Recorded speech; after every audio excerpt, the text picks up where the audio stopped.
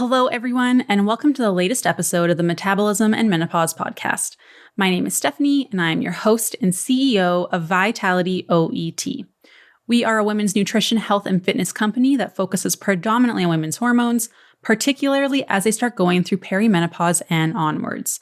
We know that you struggle with so many things in this time of your life, whether that be hot flashes and night sweats, irritability and brain fog, or weight gain around the middle that seems to have come out of absolutely nowhere despite you not changing anything. So you go back to cutting calories, cutting carbs, doing a bunch of cardio, yet nothing is working or the scale actually starts moving in the other direction. But we know now that your body is inherently different than it was prior to you experiencing these changes. So our mission here at Vitality is to help you understand what changes occur in this time of your life so you can finally reach those health and fitness goals, live a life full of vitality, and really understand how to take care of this new body of yours. Today is a very special episode. I have my friend Nick Ross on the podcast. I met him at a conference a couple years ago, and today we covered some really great things on mindset and talked about his journey with cancer as well. We talked about resiliency, changing your mindset, achieving your goals, and really some useful tips and tricks to help you make sure that you don't fall off the wagon so you can stay on track and reach those goals. So I really hope you enjoy this episode. Hello, everyone. Today, I'm very excited to have the wonderful Nick Ross on the podcast. Nick, thank you so much for being here today. My absolute pleasure. I'm very excited to speak to you. This is a long time coming. And so let's change some lives today. Yeah. So for people who don't know who Nick is, you should. I was at a conference once where he spoke probably like 2 years ago now. Was it Coaching Con or was it Impact and Income? Both, I think it was Coaching Con, of them, right? But yeah. Yeah. And I cried when he gave his talk and stuff. It's very, very inspirational.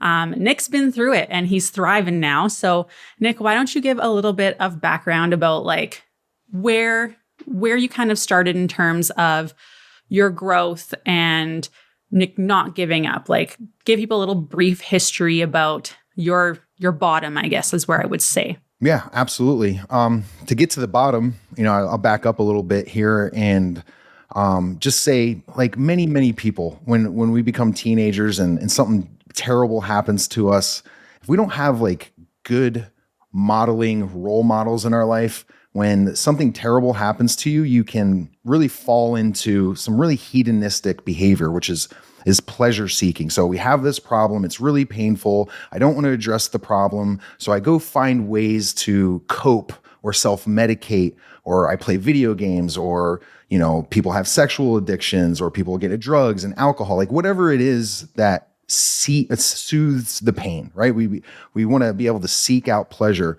And that's what happened to me when I was 16. My whole entire life, all I wanted to do was be a professional athlete and a professional hockey player. I put my whole entire life into that dream. And when I was 16, I got in a car accident. I wasn't driving. Another 16-year-old was. And I nearly lost my life. We were T-boned at 65 miles an hour. I was T-boned directly. I was the person most impacted. I was ripped out of the car with jaws of life. I had severe head trauma. I broke a bunch of ribs and internal bleeding, etc. And that was the end of my hockey career. And at 16, I didn't really know how to deal with that. The only way I knew how to deal with that was to be angry at the world. And my models, I love my mom, I love my dad, but they were also angry people. We grew up in the East Coast outside of New York City, Philly, and Jersey. So if you're from the East Coast, we get a little bit more aggressive. And so I got angry at the world. And at the same time, I also started to model habits of the person who I least wanted to become at that time in my life, which was my father. My father is still to this day, unfortunately, an alcoholic and has ruined his life because of drugs and alcohol. And that was the path I went on to deal with the pain of losing, going out to a D1 college, possibly, playing at a collegiate level, possibly becoming a professional athlete. And I was 16 and I had no idea what I wanted to do with my life because that's all I ever wanted to do. And I start there because that was a 16-year runway of me living a very hedonistic life, pleasure-seeking life. And it can be argued that hedonism was the first religion that man ever adopted before we actually came up with the more fundamentals, just like, how do we seek pleasure? How do we feel better? Instead of actually taking on the challenges head on. And so that lasted for 16 years. I eventually figured out what I wanted to do, because my other love was music. So I wanted to become a recording engineer, a producer. So I finally got my life together, went to college. But I was like a single bachelor for 16 years with no kids. I moved to Hollywood. I moved all over the country, like every 18 months for a company because I was really good at sales. So they'd send me to this state, this state, this state. And I was just all over the place. And like, by the time people got sick of me, I would move to the next place, right? And so hyper accelerate this. I'm smoking a pack of Marlboro Reds a day. I'm drinking a half bottle of Jameson. I'm playing probably 80 hours of video games a week, right? Like very typical male behavior right now in society. And I had no really solid relationships. I was a serial dater on top of all of this. And so I wake up at the age of 32 and I'm not feeling so great. I have this lump in my throat and, divine intervention, something was speaking to me, something in my head that was not it wasn't my voice and it wasn't a voice I was familiar with. I woke up and that voice said, "You have cancer." And I couldn't let go of that feeling. And at that time, strong male, I never went to a doctor, didn't even have a general doctor. And I go and she's like, "No, sweetie, you're fine. The lump in your throat," which I had for like 3 or 4 days. And I smoked cigarettes. So I was very concerned. She's like, "You had the flu, a week ago. And the week before that, I had all 4 wisdom teeth removed." Right. So it was just like a bacteria infection. I still didn't feel right. She gave me some antibiotics. I went home later that night, playing Madden, drinking Jameson, smoking cigarettes, doing the same thing. And I, for whatever reason, after I took my shower that night, I just decided to examine myself. And when I did, I found a lump in my testicle going the opposite direction of the testicle, like not good. And so what I did was what you shouldn't do is I went on WebMD at like midnight and I read what WebMD said. And it basically said, if you like touch this lump and it doesn't hurt, it's most likely a tumor. Like, hey, it could be benign, but it also could be cancer. But if it does hurt, it's something else. Either way, go see your urologist. And so I woke up, this was a Thursday night. I woke up on a Friday morning. I live in Nashville, so I call Urology Associates. It's a network of like 40 urologists in greater Middle Tennessee. And it's Friday, and like they're all booked out. And here I am on the phone with the receptionist. I'm just crying. I'm bawling. I'm like, "I think I have cancer. I need to speak to someone immediately." And lo and behold, she found a young doctor. I'll never forget his name. His name was Dr. Belsante. He was also about in his 30s. He forgoed his lunch that day, and I drove down there to go see him. And, very embarrassing moment. You derobe, you get naked. This man's examining you. And he just looked up at me, and I knew. And so he's like, "Hey, we got to get images done. It's Friday afternoon. We have to have someone look at those images, and we'll call you on Monday." Right. And so I lived like 30 minutes from that urology office. And by the time I got home, which was like 30 minutes later, as soon as I walked into the door, my phone rang and it was Dr. Belsante. And I know this now, ethically, they're not supposed to deliver news like that to you over the phone. But because of what they saw and where it was, they were very concerned. And so he called me, and that's when, I got the words that will hopefully no one ever has to hear, which is, "Nick, you have cancer and you have surgery on Monday." And I just, like less than 24 hours before that, I woke up to a voice in my head saying, "You have cancer." And I don't know, still to this day, I call it divine intervention, the cosmic intelligence that was speaking to me. But I'm very thankful that I listened. And, I just want to make this point. If anyone that's listening is ever in that situation, go see a doctor immediately, please. If you think something is wrong, don't be prideful, especially men listening to this. Like, go seek help immediately. And in that moment, I'm in this apartment by myself, no one around, no one there to console me. And all I could think was, I'm going to die an inconsequential man. I'm going to die a man that had not amounted to anything. I was broke. I was lonely. I was depressed. And man, I'm 32. And is this it? So that's where That's to be completely honest, it's not even my rock bottom. It gets way worse, but yeah, that's where the transformation began. That's where the story really truly begins. There's a saying that I love. It's that every man has two lives. The second one begins when you realize you have but just one. Oh, I love that. And in that moment, I realized like, this is my only life and I'm about to lose it. And that was the day my second act of my new life began.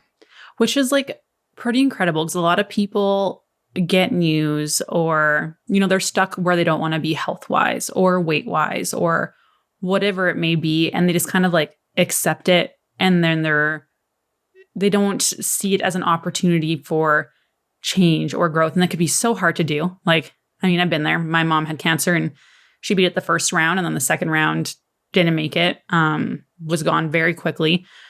But it's like, she took like from the day of her like cancer diagnosis, those 9 years, I have never seen my mom happier. She was doing the things she loved, had great relationships, was working on her health, but didn't obsess over her like weight as much as she used to. Like it just gave such a different perspective.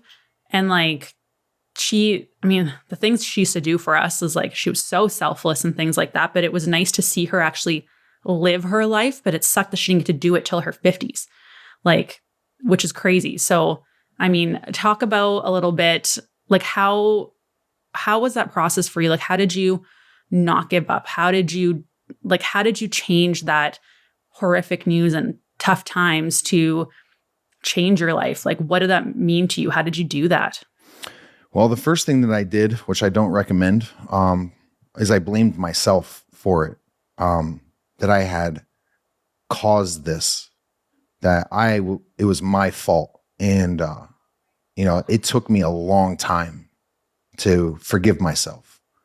If you guys take away anything from this podcast, I want you to take away this, that the pathway to abundance, the abundance that you want in your life, whether it's a better body, better education, better health, better relationships, better financial positioning, whatever you want more abundance of in your life, the only way to get to that abundance is through acceptance. You have to accept what happened to you, that you are not the victim. You can choose in this moment. You can choose to be wounded or you can choose to be wise. That's your choice. And so one of my favorite subjects is NLP, neuro-linguistics programming. I didn't know this now. I wanted to learn how to get through this. So I found NLP, which is rooted in Gestalt therapy, which basically means you don't focus on the past or the present. You focus on what I can do right now and how I communicate to myself what this experience is, right? So we know, like, did this happen to me? Am I a victim of this? Or is this happening for me? Am I going to be rewarded for this? And so how I started to communicate what this was no, Nick, you're going to beat this. I have the faith that I'm going to beat this. But when I do beat this, that I'm not going to be a victim of this. Because I've seen the cancer survivors with lung cancer smoking cigarettes and destroying their lives weeks after chemotherapy and surgery, right? And, one of the things that's important to know, and we were talking about this a little bit before we hit record, is that, guys, experiences aren't binary. They're not good and bad, heaven and hell, positive and negative. But that's how everyone lives their life. That's how they communicate experiences to themselves. Are you the architect of your own negative narrative? Are you? You have to understand, like, you have to stand at the entrance of your conscious and subconscious mind and audit how you're communicating to yourself. That is how you have a better quality of experience of life. If you want an extraordinary life, then you have to master how you communicate experience to yourself. Okay? And experiences are spectral, right? So there's no such thing, as I said, as a good and bad experience. There's just experiences. It's the human being that decides positive or negative, but it's way more complicated than that. So I use the analogy, it's kind of like a thermometer. When you look at a thermometer, it's not just hot and cold. There's varying degrees. And what might be hot to you might be cold to me, and what be cold to me might be hot for you. There's opinions behind this. And so like when you're going through what could be construed as a negative experience in your life, ask yourself 3 questions. Just ask yourself, stop everything that you're doing and ask yourself 3 questions. What am I focusing on? Am I focusing on me and myself, or am I focusing on serving and impacting others? You know, one of the greatest things I learned from cancer patients is how to be empathetic towards others in your own pain. Watching like your mother, right? Going so much pain, but still loving and caring and kind to other people, even though they're suffering. So what am I focusing on? 2, what is the meaning? Am I being rewarded or am I being punished? Because if you're thinking you're being punished, then you're just going to continue to dwell in that negativity. And then lastly, the most important thing, my physiology. What am I going to do about it? Am I going to take action today, or am I going to continue to wait another day and another day and another day? Where now the ignorance debt that I'm going to have to pay off is going to be catastrophic. I'm never going to be able to pay off that ignorance debt.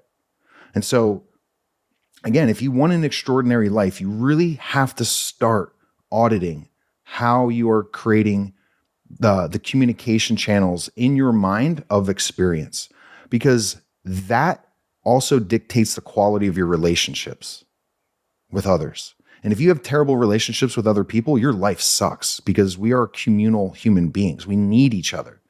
So that is the foundations of, 1, what I try to help people with all the time, but 2, how I'm always still to this day describing the wins and the losses.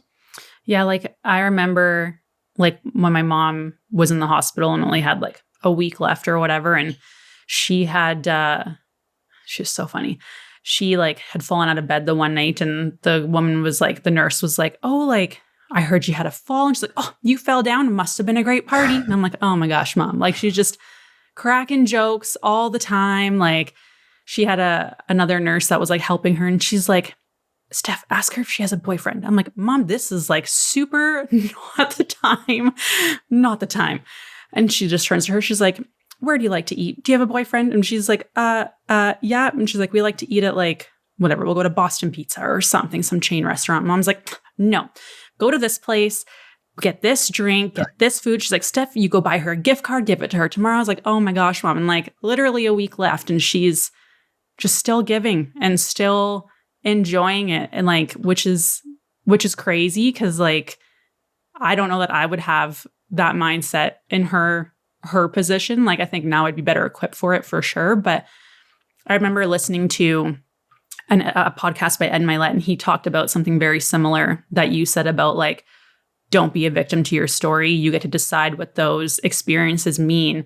And like, I think about the death of my mom, and yeah, it's hard to talk about, but I view it as like, you know, I got to have like, she was my best friend. Like we had such a good relationship. A lot of people don't, in their entire lifetime, don't have a relationship like we did for their whole lifetime with their parents.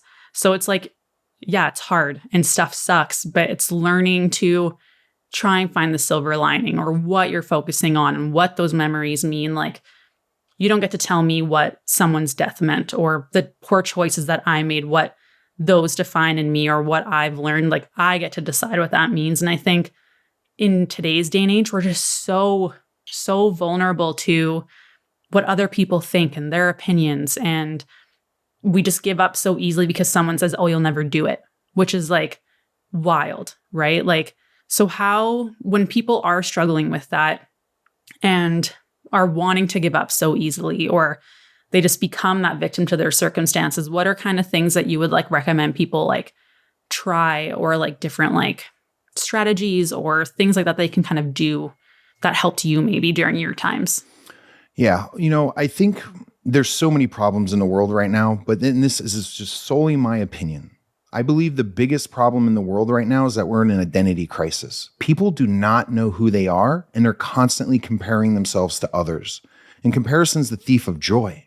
If you don't have bliss and joy and happiness in your life, it's probably because you don't know who you are. So like, let's just start there, and I'll answer this question directly, like, because all of this has to be first thought about until we can get to, how do I create enough momentum to push through the hard times?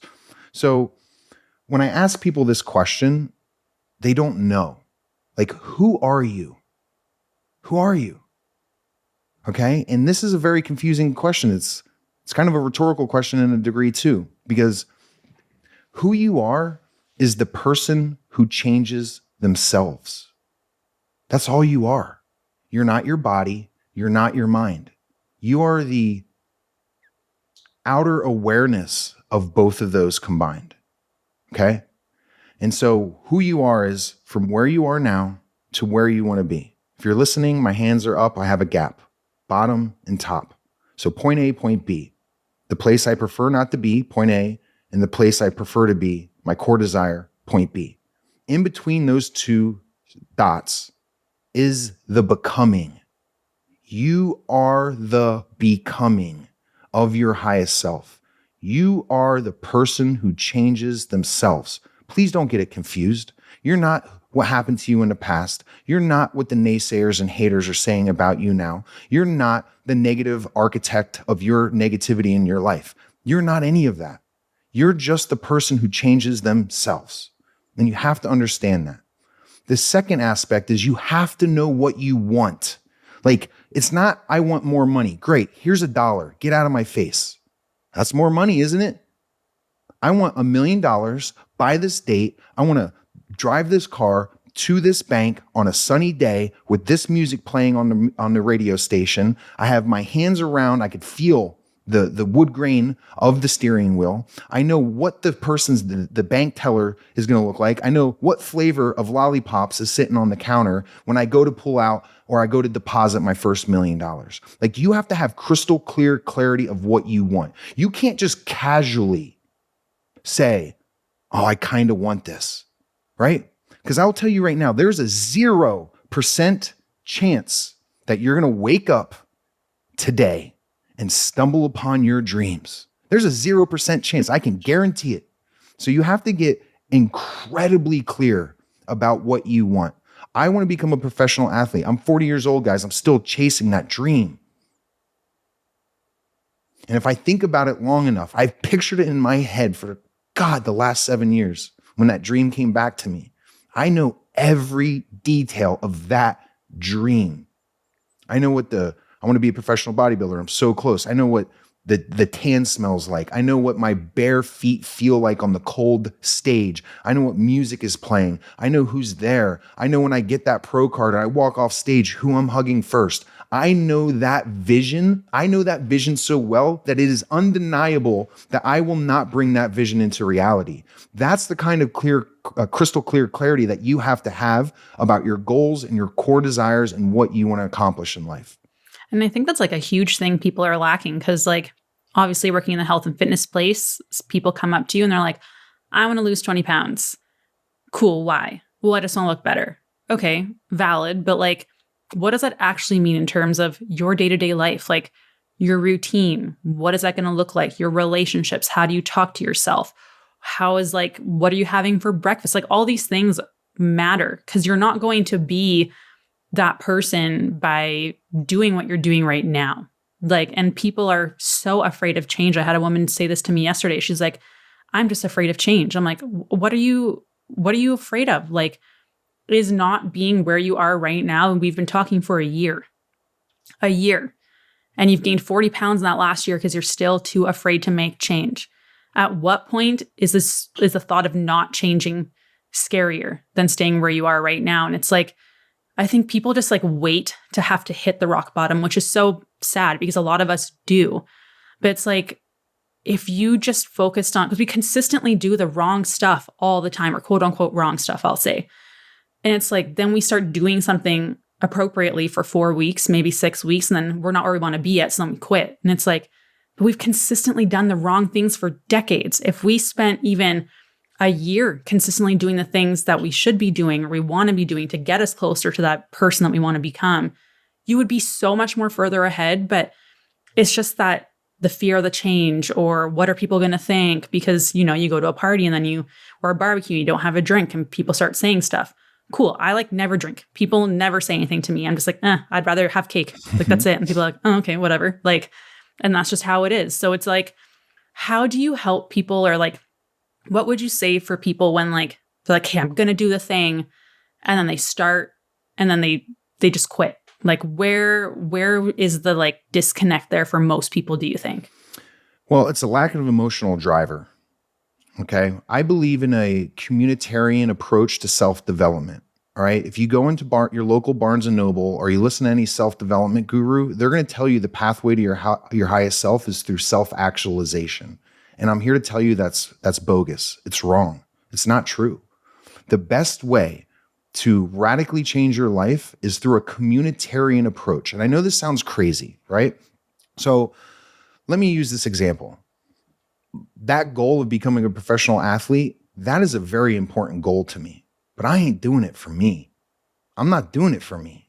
I'm doing it for my mom. Because when I was 8 years old, I promised her, Mom, I will become a professional athlete so I can afford the type of money where you never have to work again. My goal is to buy my mom the horse farm of her dreams that she doesn't have to work on. That she can just sit in Franklin, Tennessee on her rocking chair, sip her tea, and just enjoy life. That's my why. And I can look in the mirror and I can quit on me. I've quit on me plenty of times in life. But I can't wake up and look myself in the mirror and say, Mom, I'm quitting on you today. I can't do that. I refuse. And so the obtainment of the goal is not my emotional driver. My emotional driver is my mother and my loved ones. Being a leader to my two girls to show them no matter where you're from or what's happened in your life, no matter how old you are, you can still make your dreams happen. And that's my emotional driver. And so because twofold here, people don't know who they are. They lack an identity. Two, people don't know what they want. If you don't know what you want, then how can you satisfy yourself? But more importantly, how can anyone else satisfy you in your life? So if you have terrible relationships, it's not that you're a bad person, it's that you don't know the evidence criteria of which to make yourself happy or how other people can make you happy. So you have to get that in the line. And then you have to get your purpose. What is your emotional driver? What is the cardinal meaning of your life? Like, what is it? And if you don't have clarity of that either, then no wonder why you keep falling short on the doorstep of opportunity. And let me tell you, people don't fail. Skill sets fail. You're not failing. You just haven't got a framework, which is defined as a systemized process to get you consistent results that teach you and help you build the skill sets. You know, let's go back to your analogy of the client you were talking to. And guys, this applies to you as well. She thinks she fears failure because failure means a loss of something. Humans hate less, loss, or never. I'm going to get less of it, I'm going to lose it, or I'm never going to get it again. We're wired that way. We have to be, because you can only be so happy, but you can definitely be completely dead, right? You want to lose your life? Okay. So we have to understand that it's not actually failure that's holding us back, the fear of failure. It's actually the fear of success. And because here's why, okay? We all fail. Everyone that's listening to this has failed over and over and over and over again. And what I do know about human beings is we fear the unknown. So if failure is so known in our life, how can you fear it? You know it intimately. I know failure intimately. I know exactly what it looks like, smells like, feels like, sounds like. But the type of success that you want in your life, you fear that because you haven't had it. The best and fittest body of your life, you fear the change because when you actually get to where you want to be and you're the fittest and healthiest, happiest version, you love the way you look in the mirror, booty butt naked, you actually fear that because you have never been there. That is the unknown. And when you do lose the 40, 50, 60, 100 pounds, guess what happens? You can no longer blame being overweight for all the other problems in your life. And now you got to man or woman up and address that. And that's what you're afraid of.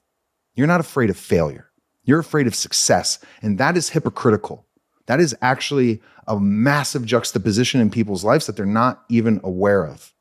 So figure out who you are, which I just told you. Don't overcomplicate it. You're the becoming. You're the growth. You're the observation and the person that decides to change their life. That's all you are.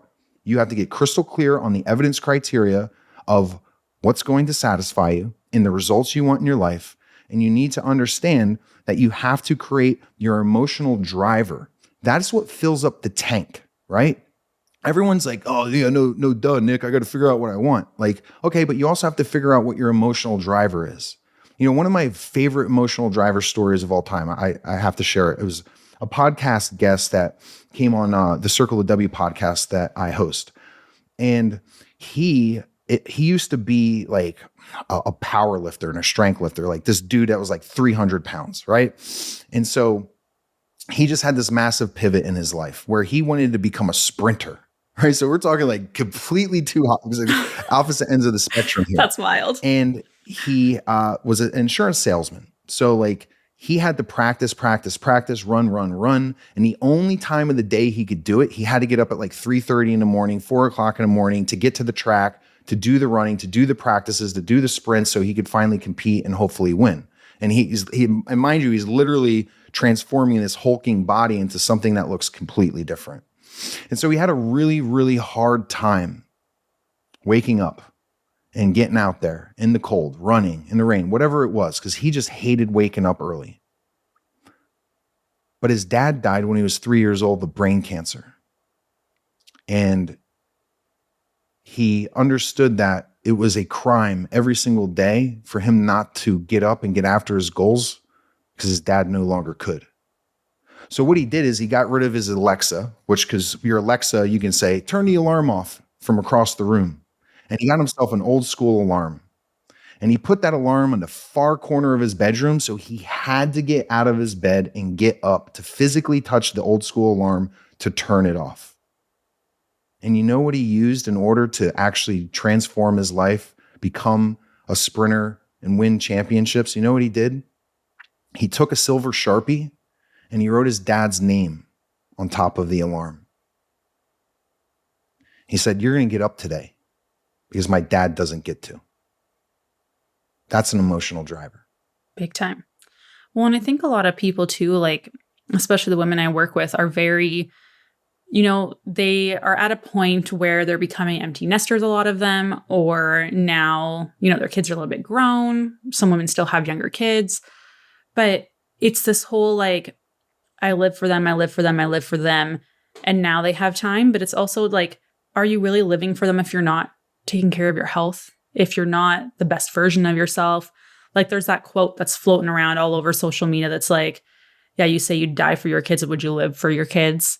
And I think my mom, like, she definitely fit that description of us growing up, where it's like she sacrificed everything, her health, her happiness, everything, so that we could play sports, so that she would drive us where we needed to go. Like we could have the best like education that we could reach for. Like she was very much a selfless person until like she was forced to take care of herself, which like I'm grateful for everything she's done for us. But like I wish she never had to get to that point. And unfortunately, a lot of women that we see do get to that point by the time they get to us. And then they're upset because they're not going to see changes in 3 months or 6 months even. But like I wish more people would realize that stuff earlier on before it's like, not quote unquote too late. For some people it is, but it's like, that's something that I'm like preach about a lot and talk about a lot. It's like, are you actually living? Are you happy? Do you enjoy what you're doing? Are you happy with your relationships? Do you like the food that you're eating? Are you happy with the way your life is going? Like, do you wake up excited? Like those things matter. Like it's so important. And unfortunately, it took me like going through a lot of like grief and loss and hardship growing up and things like that to like figure that stuff out. And it forced me to grow up pretty quickly as well. But like, I just feel like so many people just don't do the things. They like think about it when I have time, later. And then they finally have time and they just start doing researching and they start planning and they research and they plan and they never do the things, which is how you get the things, how you see the change. I know you talked about that being like one of the last steps is like taking action. So what are the kind of in between parts of like doing the things versus like where you were starting? Hold on to that question, because you said something really special that I want to just go back a few pages, right? Because I was raised by a single mother. So mothers are very near and dear to my heart. And if you're a mother and you're listening to this and I hurt your feelings, good. Your lack of your best hurts everyone that you love. Listen to what I said. Your lack of your best hurts everyone that you love. You are hurting your children by not being the best version of yourself. You need to understand that you have to adopt that as law, because you're passing down generational curses. You are passing down your great, great, great, great, great grandmother's generational curse. Who's going to end it? Who's going to end the curse? You have to. And if you love your children as much as you say you do, and you want to give them the best — I never met a mother who didn't want to give their child their best — then you have to be the best, fittest, healthiest version of yourself. You have to understand that. And so it hurts people's feelings to understand. But like, eventually you're going to let your children go. You have to. You have to let them out into the world. It's called the female crucifixion. It's the most painful thing a woman has to do in her life. My children go out into the world. It's cruel, it's mean, it's terrible, and you might lose your life out there. But if you stay here with me, my son, you will lose your soul. You will lose your soul. And that is worse than losing your life. And so you have to prepare them for that world and that reality when you let them go. And the only way you can best prepare them is being your best self. And I take that to heart. I love you, mothers. You have the hardest job in the whole entire world. But stop using the fear of failure, the fear to act now, and the fear of success to hold you back. You're already doing the hardest thing that is out there. You're already raising a child or an adult or an adult infant for some of us, because we infantize our children until they're 30 sometimes. You're raising a teenager, and the craziest global social economical craziness we've ever seen. And you're doing a great job. You're already doing it at a very high degree. Now take those same skill sets and apply it to your own self. So I had to just back up and mention that because, without mothers raising strong men and strong women, we're all in trouble. I agree 100%. And like, I learned a lot from because my dad was not a good person and it's not in the picture anymore, thank goodness.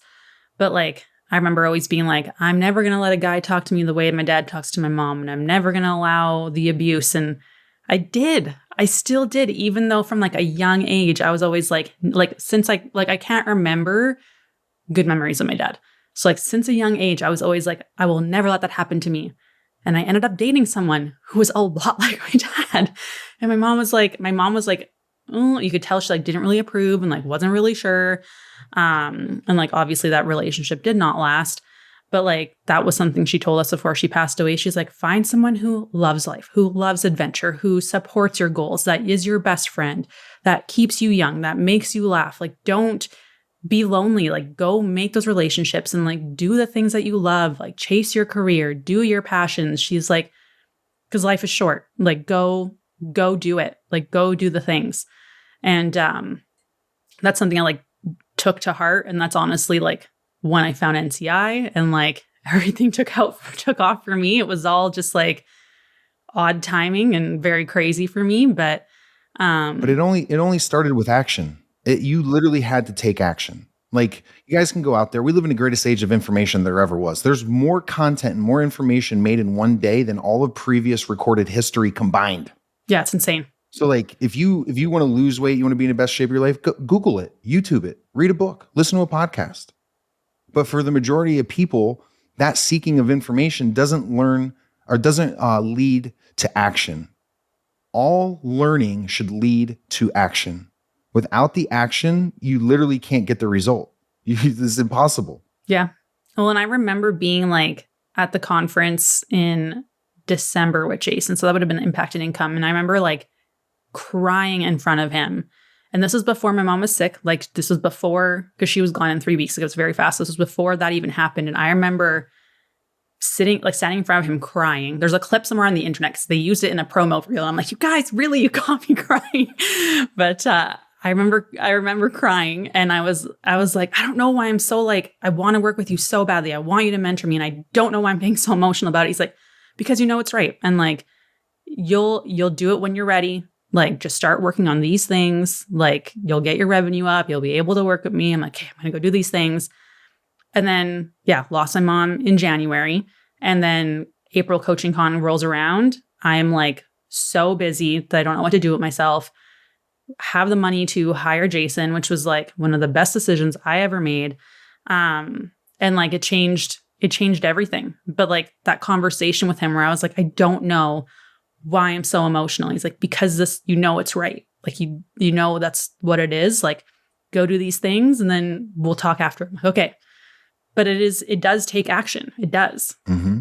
You, in that moment, you experienced conscious alignment. You were aligning your thoughts, words, actions, and your heart. And that's why there was that emotional release there, right? Conscious congruence. That was the word I'm looking for, right? You're fully aligned. Because a lot of times people are like, they think, I want to do this. They say they want to do this. And they may even act it out for a little bit, but they're not aligned in their heart. Again, that's something that people cut out of all the self-development books. Like we've all done nice things for people, but like done it kind of regrettingly. Like, I didn't really want to do that nice thing for them. And that's not conscious congruence. And, in order to change your life and get the life that you want, you can't just think it, say it, and do it. It has to be aligned in your heart. Your intention has to be aligned, and brings me to this next point because, back to the client who, and a lot of people listening to this have a fear of failure, right? We all do. It's pretty normal. We don't want to lose our pride, our respect, our dignity. We don't want people to make fun of us and point at us and laugh at us for failing again. But let me tell you this. If your intention is pure, the consequences don't matter. They don't. If your intention is pure in your heart and you are aligned in your thoughts, words, actions, in your heart, the consequences do not matter. What someone might say, how someone might react, how someone might point their finger and say, this man stumbled, it doesn't matter. Yeah, I think it's just like a very much like I think another fear is like fear of letting other people down. And we care so much more about letting other people down than letting down ourselves sometimes, which I think is wild because this is a very common thing that I see with clients where like they're doing the things and they just like fall off the face of the planet. And like we reach out and we reach out and we reach out and we're like, hey, where'd you go? Hey, like you're paying for services, you're paying for coaching. Like, where did you go? Like, what's going on? And I feel like it's just like this, like we're scared of judgment or embarrassment or letting down your coach or letting down your partner or whatever that may be. And it's like, okay, yes, that like, I get it. But like, what about yourself and what you need? And if you communicate those needs, your coach, your spouse, your partner should be able to help you with that, should empathize, give you the support that you need, meet you where you are, help you to where you want to go. But like, I think we're just our default is we're going to get hurt. We're going to get judged. People are going to think poorly of me. And like, how do you push past that? Because I know that's something that I really struggled with was like, I am like a crazy overachiever. Like I'm like my career and like success means a lot to me. And it honestly does contribute too much to how I feel about myself. And it's something I've been working on for years. But like from being bullied and like the way my dad treated me and stuff, I was like, if I could do this, then I'll get respect. If I reach this, then people will like me. If I do this, then people will think great of me or whatever it may be. But it was enough of a driver that I could do it. But if someone was like so overly afraid of judgment or so overly afraid of what people would say, like, how do you help people through that? Like, what would you tell someone? Because like, that's something a lot of clients deal with. Yeah, it's a great question. And it's a very simple answer. Go up to that person that you love, that you care for, and you look them in the eye and say, if I fail, will you judge me? Will you think less of me? If I fall, will you just watch me lay there on the ground, or will you pick me up? I don't know anyone that I love that would say, no, I'm just going to leave you there. I don't. Yeah. And here's the deal. The people that would have or might have left me down and judged me, you get them out of your life immediately. They don't need to be in your circle of 5, your circle of influence, right? Because your vibe is your tribe. And so literally go to that person and talk to them. And I guarantee you what you'll find is that they believe and support you, and they are not going to judge you. In fact, you're probably going to inspire them. But again, if you have someone in your life that you love that doesn't believe in you, guys, and there's a difference between support and belief. Yeah, my husband supports me. Okay, but does he believe in you? Like, of course your husband supports you. He's a man. He's there to protect and provide. That's his duty in life. But does he believe in you? That's a different conversation. Because if you get all the way to the end of this in another 2-3 years, you're not where you want to be in life, are you going to blame your husband, or are you going to blame yourself? You're going to blame yourself for not taking action because I thought my husband or my loved one or my significant other was going to judge me again. Just have a conversation with them. And then how do you also, because this is something I always talk about too, is like there's just trade-offs, right? Like there's no like perfect right choice. Like it's, you have this and it comes with this consequences, or this and it comes with this consequences, or this likelihood. There's always just trade-offs. But like, how do you differentiate for people the difference between like taking responsibility for your actions and your choices versus like completely blaming yourself and like letting that really like stunt your progress? Because there has to be a bit of both, right? Like you have to take responsibility for your choices and like your situations and all those kinds of things and your mindset around that. But how do you let that not like become a point of like, oh, I let myself do this again, or oh, this, like, you know, like how it can like snowball? How do you kind of walk that line? Because it can be quite detrimental for some people, where it's just like debilitating almost. Again, people don't fail, skill sets do. So stop blaming yourself for failure. Like you just have an ignorance debt that you haven't paid off yet. Like you have to acquire the knowledge, take action on the knowledge, apply the information to your life. That's the only way you know something works or not, is to test it, right? And then if you fail, don't beat yourself up. I just need more reps. I just have to refine these skill sets. That's it. And the other thing is like you have a responsibility to treat yourself like someone you're responsible for helping. You have to. You know this old saying, it's been around since the Bible. It's treat thy neighbor as thyself. And it is the most misconstrued statement, I think, of all time in the Bible. What everyone thinks it means is treat your neighbors nice. That's not what it states. It states that you treat your neighbors the way you treat yourself. And most people don't treat themselves very well. And they put on a little smile and wave and pretend and put on their mask and go out into society.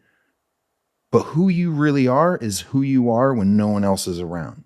And that's typically how we treat people. You want better relationships? Treat yourself better. You'll start treating others better as well. And you have to be careful when it comes to neurotic emotions, guys. Like if you dwell in shame and guilt and fear and anger, these are the most neurotic feelings that a human being can face. And if you're living in a constant state of shame, when we're talking about the levels of consciousness, the 12 levels of consciousness and the different vibrational levels that we live in, the only thing below shame on the levels of consciousness is death. That's it. That's why people kill themselves, because they're so filled with shame. So if you're dwelling in the shame of what happened, or you tried, or you're a yo-yo dieter, or Nick, I've tried to put my life together, but I just keep on failing. Like you got to get out of those emotional states. And the only reason that you're in that emotional state is because you're choosing to describe the experience to yourself as negative. That's it. Cancer didn't happen to me. happened for me. Whatever happened to you in your life currently, in the present moment or in the past, happened for you. It took me a lifetime, guys, a lifetime for me to forgive my father, because my father was a degenerate, alcoholic, abusive person. And I had to finally forgive him. And I had to say, stop cussing him out mentally in my heart. And I had to say, you know what? Thank that man. Thank you, Dad, because you created this tiger inside of me. And without all of your mistakes and without your abandonment and without you being there and without you ever showing up and without you setting the terrible example, I wouldn't have this tiger inside of me. And that's my gift. And so how you actually get past the negativity and destroying of your self-worth and your hierarchy of your self-value is through acceptance of what you're currently going through and what has happened to you in the past. Remember, that's the only way to abundance. And let me just make this last point on here, guys. It is not your conditions. Because some of you are listening to this right now and say, I don't have the money. I don't have the time. This is going on. I just wrecked my car. The house needs this. We got to fix the roof. You have a million excuses for your reasons why you don't have what you want in life. Write this down, underline it, take a dry erase marker, write this on your mirror so you see it every single day. It is not my conditions. It is my decisions. That's what affects your life. Let me remind you that people run races with no legs. Not just a couple of them, not a couple dozen of them, but tens, if not hundreds of thousands of them do. Do you know that a man with no legs climbed to the top of Mount Everest? These are people making the impossible possible because they're making a decision that is not the condition of not having any legs. It's the decision that I'm going to get to the top of the next mountain. And you have to apply that to your life. And guys, this is the one thing that you have to adopt and accept in life. If one man or one woman can achieve it, anyone can achieve it. Every single problem that you think you're going through right now, another human being has gone through those same exact problems and came out the other side of it in a better place. The highest form of creativity in a human's life is to create a new possibility and outcome in the face of adversity. That is the most beautiful form of creativity. And if we want to change the world, which we desperately need to, then that type of creativity is what creates and leads to the examples of changing our culture, our society, our norms, our folkways, so we can finally move forward in a communitarian approach to helping develop each other to become better. And that's my TED Talk. That was awesome. I love that last quote, your conditions and like the decisions, like that's so good. And I love that. It's just a total, like, you're not a victim to your circumstances. So thank you so much for being on the podcast, Nick. This was awesome and like exactly what I wanted to talk about. Where can people find you if they want to get more information? Yeah, primarily on Instagram, TikTok. It's just Nick Ross, ROSS, Speaks, all one word. You can also check out my podcast. It's called Circle the W, like circling the win or circling the double W on a calendar. So I won the day. You can check me out at both spots. You can always reach out. If you have questions, I have nothing to sell you. So like, reach out, DM me. I live to serve. That's my promise that I made to God with a second chance at life. And I will always commit to helping people through painful problems. So if you need help, you want some advice, you want someone to talk to, I got you. Perfect. And we will put all that in the show notes for you guys. So again, thank you so much, Nick, for being here. I really appreciate it. And this is great. Thank you. My pleasure.